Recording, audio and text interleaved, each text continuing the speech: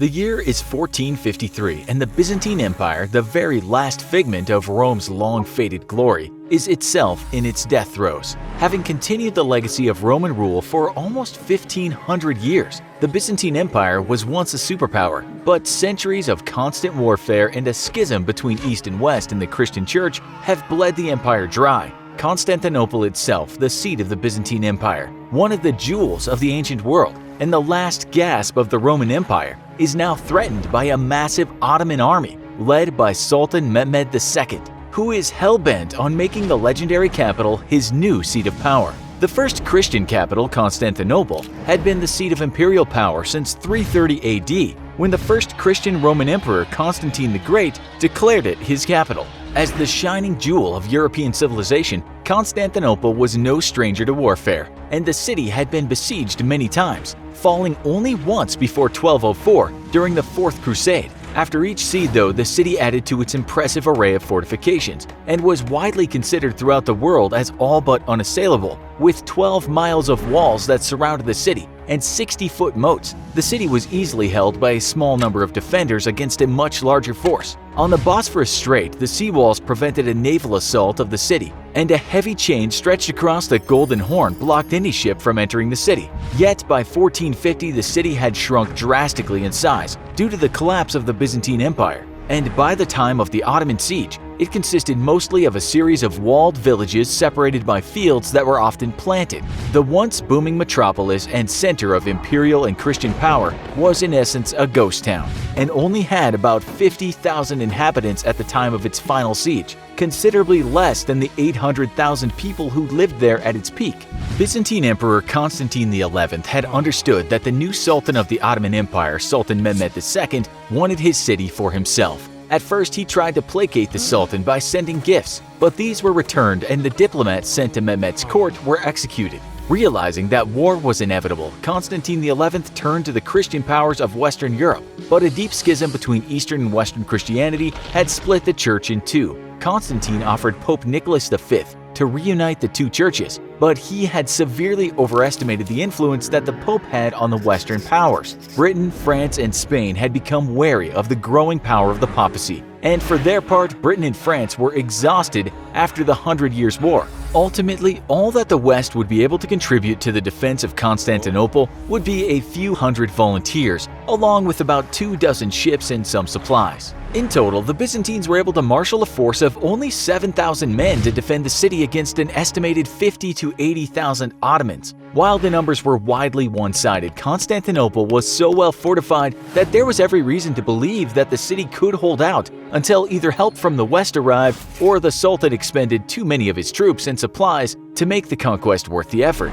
With its incredible system of walls, towers, and fortifications, the tiny force of 7,000 could have easily held against overwhelming numbers, were it not for the brilliant mind of one Hungarian engineer, a mysterious figure known only by the name of Orban. This master craftsman initially offered his services to the Byzantines, but they had been unable to meet his fees. Taking his services to Sultan Mehmed II instead, he promised that his weapons would blast the walls of Babylon itself. Mehmed decided to gamble on the confident engineer, and he would not be disappointed, as Orban immediately began construction of a cannon, which would take a whopping 3 months to build. The cannon would be 27 feet long and could blast a 600-pound stone projectile well over a mile. This far exceeded the capacity of other Ottoman cannons, which, while formidable, could only blast projectiles weighing between 100 and 200 pounds. But this super cannon had some serious drawbacks, as it took 3 hours to reload, and its cannonballs were in short supply. Nonetheless, knowing that he faced the greatest fortifications in the world,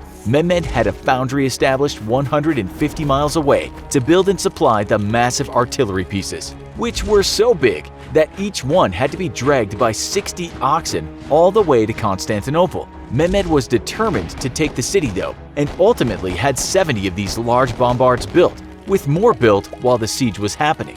Facing the impressive fortifications, Mehmed decided that his attack would be on the Theodosian walls, a series of heavy walls and ditches which protected Constantinople from the west, and was the only part of the city not surrounded by water. On the 2nd of April 1453, his army made camp in front of the mighty walls and officially began the 3-month siege. The defenders enjoyed the benefit of walls that had recently been repaired after a long state of disrepair and were equipped with various medium cannons. However, the recoil of their own cannons could cause damage to the walls, and thus were only sparingly used. The attack would be mostly repelled with bow and crossbow, as well as some rudimentary firearms that had been brought in from the west. A fleet of 26 ships defended the city from naval assault, and though Mehmed's own forces numbered at 126 ships, a giant sea chain prevented access to the harbor, and venturing too near the walls could be disastrous for the attackers. On the 5th of April, the Sultan himself arrived at his war camp and stood with his army opposite Constantine XI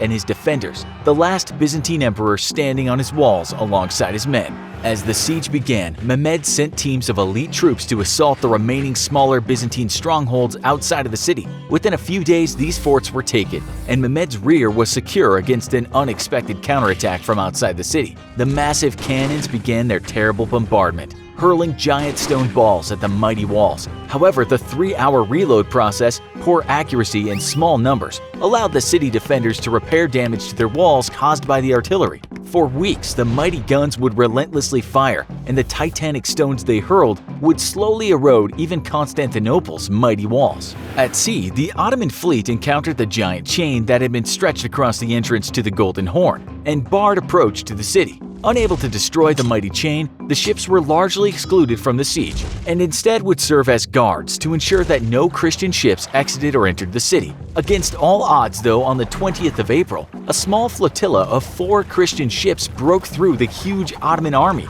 after heavy fighting, deeply embarrassing the Ottomans and boosting the morale of the defenders. Commander of the Ottoman fleet, Suleiman Baltoglu, was spared his life for his humiliating failure, only after his subordinates testified to his extreme bravery during the fighting. With supplies slipping into the city and the Ottomans unable to break past the mighty harbor chain, Sultan Mehmed decided that if his ships couldn't sail past the chain and into the Golden Horn, then they would simply go around the chain. He set thousands of his soldiers to cutting down every available tree in the area and greased hundreds of logs, which he had laid side by side. This created a road of greased logs, and he then commanded his men to manually pull each and every one of his ships up a hill and down the other side to settle them back in the water, effectively bypassing the mighty chain.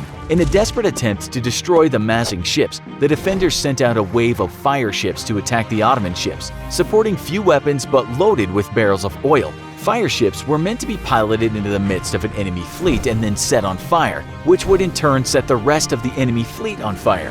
Yet the Turks had advanced warning of the attack and were prepared for the fire ships, forcing the Christians to retreat with heavy losses. Swimming to shore and fleeing their sinking ships, 40 Italian sailors were captured by Ottoman forces, and Sultan Mehmed ordered that they be impaled in full view of the city's defenders. In retaliation, the Byzantines gathered 260 Ottoman prisoners and executed them upon their walls one by one. The bypassing of the chain upon the mouth of the Golden Horn meant that the defenders now had to reposition a large number of their forces to defend the sea walls, lowering the strength on the western walls, which faced repeated heavy attacks. After several unsuccessful frontal attacks which left thousands of Ottoman dead, the Sultan ordered the construction of underground tunnels to be dug below the walls and filled with barrels of gunpowder. The ensuing explosion would devastate the walls above and leave the city open for invasion. However, a German engineer, Johannes Grant, who had volunteered to defend Constantinople, had envisioned this turn of events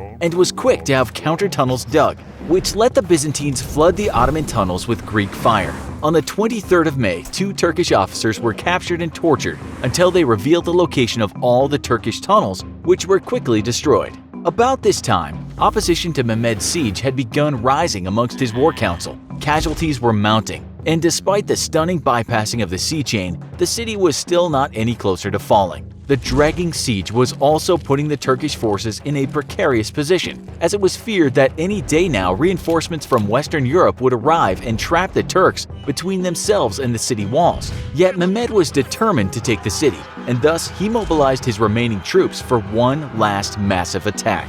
Shortly after midnight on May 29th, the attack began. The walls in the northwest portion of the city had suffered heavy damage from the giant cannons, as they had been built earlier than the rest of the walls and were thus much weaker. A force of Turks managed to breach this section of the walls, only to be pushed back out by a brutal counterattack by the city's defenders. At this time, though, the Genoese general in charge of Constantine's defenders was seriously wounded and had to be evacuated from the ramparts, causing panic amongst the Genoese troops. Those troops retreated from their positions along the walls and toward the harbor, and in that retreat, Constantinople's fate was sealed. Constantine XI is said to have died leading his troops against the Turkish defenders, while other sources say that he had hung himself when he saw that defeat was inevitable. Constantinople's fate, however, is well documented, as the Sultan rewarded his victorious troops with 3 days of unlimited looting and violence. Thousands of women were raped and everything of value was stripped from the city. Turkish troops murdered anyone they pleased, and after the 3 days, the Sultan ordered an end to the violent free-for-all.